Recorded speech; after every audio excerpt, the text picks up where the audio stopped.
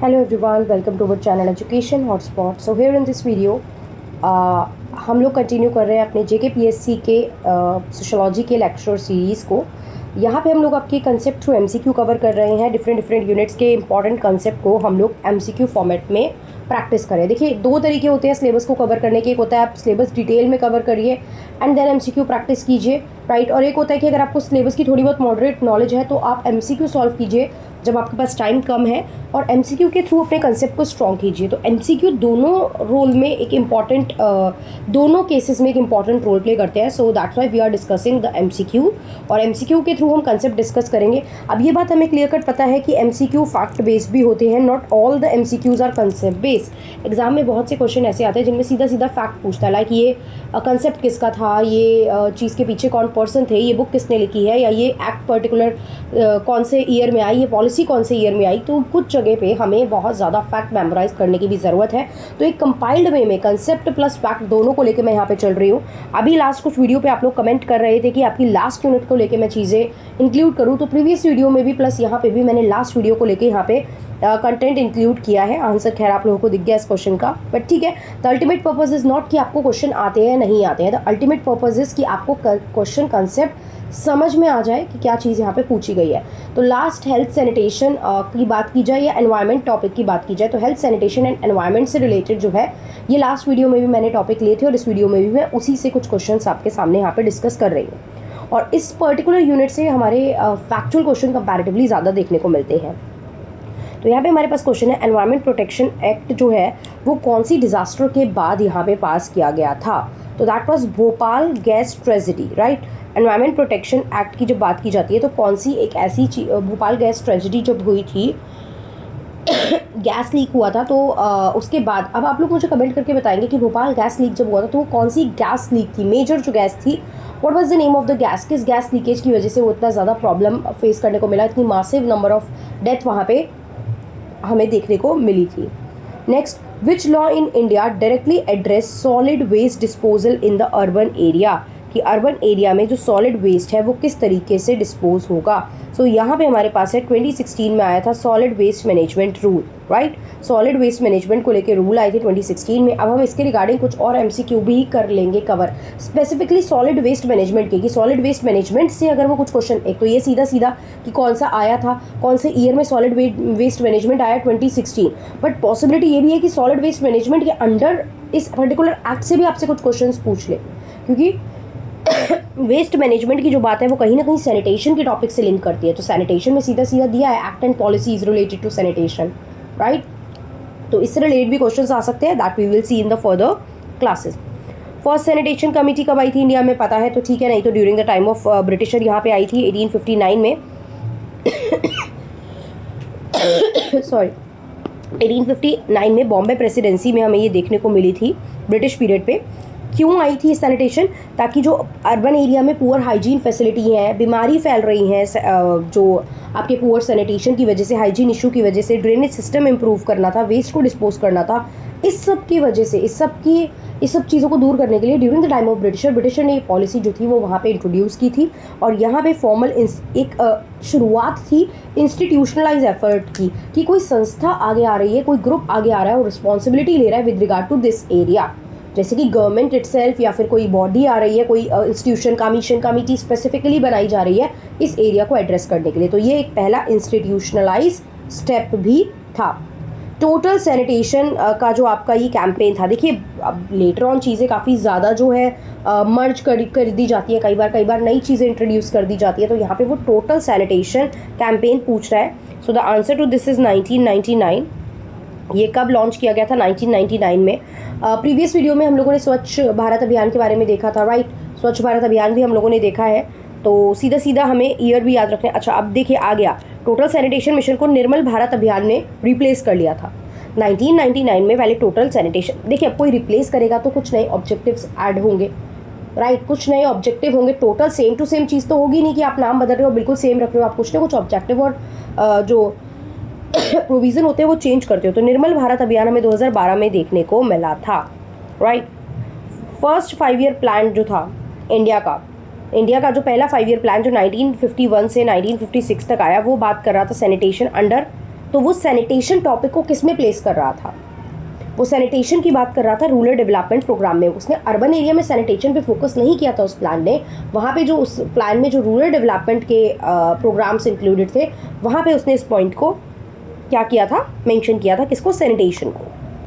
Next, environment protection act 1986। ये जो 1986 में एनवायरनमेंट प्रोटेक्शन एक्ट आया, ईयर भी बार बार याद रख लो इन चीज़ों के, हर चीज़ का याद रखना है। TSC हमने देखा निर्मल भारत को ने रिप्लेस करा। सॉलिड वेस्ट मैनेजमेंट का ईयर हमने देखा 2016।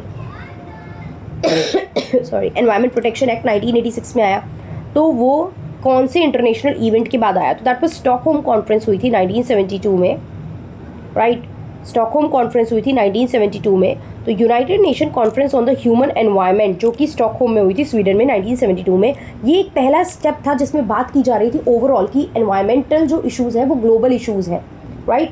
इसको इंटरनेशनल फोरम पे डिस्कस करा जाना चाहिए। एनवायरमेंटल इशू एक ग्लोबल इशू आता है, अपनी अपनी मतलब हमें कुछ ग्लोबल स्टैंडर्ड भी सेट करने चाहिए, ग्लोबली साथ में मिलके इसको टैकल करने की कोशिश करनी चाहिए और अपनी अपनी कंट्री में भी ऐसे प्लान्स को इम्प्लीमेंट करना चाहिए जिससे हम एनवायरमेंट को प्रोटेक्ट कर पाए। तो ये एक पहला स्टेप था इंटरनेशनल लेवल पे, जिसे स्टॉकहोम कॉन्फ्रेंस बोलते हैं। तो उसी के बाद ये एनवायरमेंट का प्रोटेक्शन एक्ट जो है वो पास किया गया था। इंडिया ने पार्टिसिपेट भी किया था और ये भी बोला था, कमिट भी किया था कि yes we will take the legislative measures, हम भी लॉ बनाएंगे, हम भी ऐसे कानून बनाएंगे जिससे हम एनवायरमेंट को प्रोटेक्ट करके अपने यहाँ पे चल सके। देखिए बोल तो आए थे आप 1972 में, बट स्टिल ऐसा कुछ था नहीं। स्टिल हमारी कंट्री में कोई ऐसा एक्ट बन नहीं पाया था तब भी कि प्रॉपर बहुत स्ट्रॉन्ग। लेकिन 1984 की भोपाल गैस ट्रेजेडी के बाद वो चीज़ एक ग्लोबल हाईलाइट उस पोजीशन पे आ गई और उसके बाद तो बहुत ज़्यादा ये नीड फील होने लगी कि हमें इस तरीके का कोई एक एक्ट जो आपको बाउंड करे इन चीज़ों में वो चाहिए। सो 1984 में भोपाल गैस ट्रेजेडी हुई, जिससे कि हमारा 1986 में जाके आपका एनवायरनमेंट प्रोटेक्शन एक्ट जो है वो इन्फोर्समेंट में आ गया, पब्लिक के बीच में आ गया। ये हर टाइप के आपके एनवायरनमेंट में जो भी फैक्टर हैं उनको इंक्लूड करता है, चाहे वो एयर हो, वाटर हो, लैंड हो, तीनों के प्रोटेक्शन की बात ये करता है।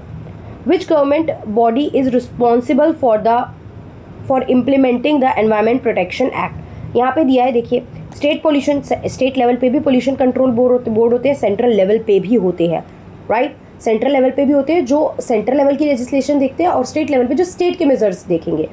CBI तो नहीं हो सकता, आपको पता है एनवायरमेंट प्रोटेक्शन, होम अफेयर का भी एनवायरमेंट को लेकर डायरेक्ट काम नहीं है। यहाँ पे है तो स्टेट पोल्यूशन हो सकता था, बट स्टेट पोल्यूशन फिर तो सिर्फ स्पेसिफिकली स्टेट्स की बात करेगा ना, लेकिन ये तो पूरे एक्ट की बात कर रहा है। और ऐसा तो नहीं है ना एक्ट सिर्फ एक दो स्टेट पे एप्लीकेबल होता है। अगर एक्ट की बात करोगे तो आप कौन से स्टेट को दोगे? तो स्टेट पोल्यूशन कंट्रोल बोर्ड तो हो नहीं सकता। यहाँ पे है ministry of environment, forest and climate change is responsible for this. Which section of the environment protection act defines the environment? सीधा रटने वाला क्वेश्चन है। आपको पता है जो भी एक्ट होता है, चाहे वो एनवायरनमेंट रिलेटेड हो, चाहे आप क्रिमिनल कोई बात एक्ट ले लो, कोई भी एक्ट ले लो, कंपनी से रिलेटेड ले लो, पार्टनरशिप एक्ट, कंपनी एक्ट, हर एक्ट में अपने कुछ कुछ सेक्शंस होते हैं। हर सेक्शन में कुछ प्रोविजन लिखे होते हैं, जैसे कि ऑब्जेक्टिव क्या होगा, मीनिंग क्या होगा, ये एक्ट किस किस पे अप्लाई होगा, इस टर्म की डेफिनेशन क्या होती है। तो वो सीधा पूछ रहा है एनवायरनमेंट प्रोटेक्शन एक्ट में एनवायरनमेंट को कौन सा सेक्शन डिफाइन करता है। तो ये याद रखना पड़ेगा अगर नहीं याद है तो। It is clear cut, section 2A। Section 2A is the section 2 subsection A is the section जो एनवायरनमेंट को डिफाइन करता है। Under this act, environment protection act के अंडर पेनल्टी आप एक्सटेंड कर सकते हो, एडिशनल डेली फाइन्स, मतलब जो पेनल्टी लगती है आप पे, अगर आपने वॉयलेट करा तो पेनल्टी लगेगी, तो वो पेनल्टी डेली बेसिस पे, मतलब डेली फाइन आप लगा सकते हो। कब? जब वायलेशन बहुत छोटी है। जब छोटी होगी तो डेली बेसिस पे फाइन क्यों ऐड करते रहोगे? ऑफेंस कंटिन्यूज आफ्टर कन्विक्शन, आपका ऑफेंस पकड़ में आया उसके बाद भी आप वो गलती दोबारा रिपीट कर रहे हो। जब वॉयलेटर एक पब्लिक सर्वेंट है, पब्लिक को प्राइवेट को वॉयलेट कर रहे हो, रूल तो हम लगाएंगे ही आप पे सेम। वॉयलेशन जो थी वो अनइंटेंशनल थी, अनइंटेंशनल होगी तो ऐसा डेली फाइन्स क्यों लगाएंगे, एक्स्ट्रा पनिशमेंट, मतलब इस तरीके की पनिशमेंट क्यों देंगे?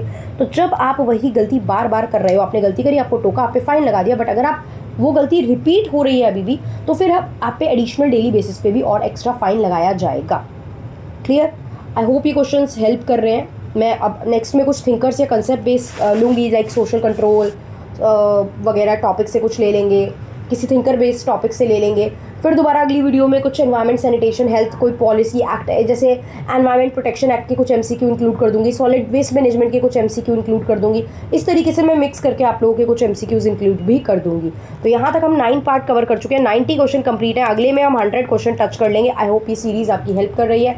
किसी को कोई डाउट, कोई कन्फ्यूज़न नहीं है या मैं मेन टेलीग्राम ग्रुप पे भी मैं आपको इसके अब PDF भेज दूंगी। बहुत से स्टूडेंट कह रहे थे PDF के लिए, तो जो सेपरेटली थी दैट इज़ डिफरेंट। अब मैं ये सारी PDF आपको मेन टेलीग्राम ग्रुप जो है एजुकेशन हॉटस्पॉट का, आप लोग सर्च कीजिए टेलीग्राम पे एजुकेशन हॉटस्पॉट, उस ग्रुप को ज्वाइन कर लीजिए। If you need the PDF, मैं वहाँ पे विद इन 1 or 2 डे, आज या कल तक मैं वो PDF के 9 की 9 PDF आपको वहाँ भेज दूँगी। आप वहाँ से PDF भी डाउनलोड कर सकते हैं, सो दैट एग्जाम से पहले 1-2 दिन पहले अगर आपको सब रिवाइज करना है तो इतनी बड़ी वीडियो देखने की कोई ज़रूरत नहीं है। अभी वीडियो सुन ली, that is more than enough. बार बार कोई वीडियो सुनने की नीड नहीं होती है, आपके पास ये सीधा सीधा PDF होंगी। Just read out the questions and then revise the content.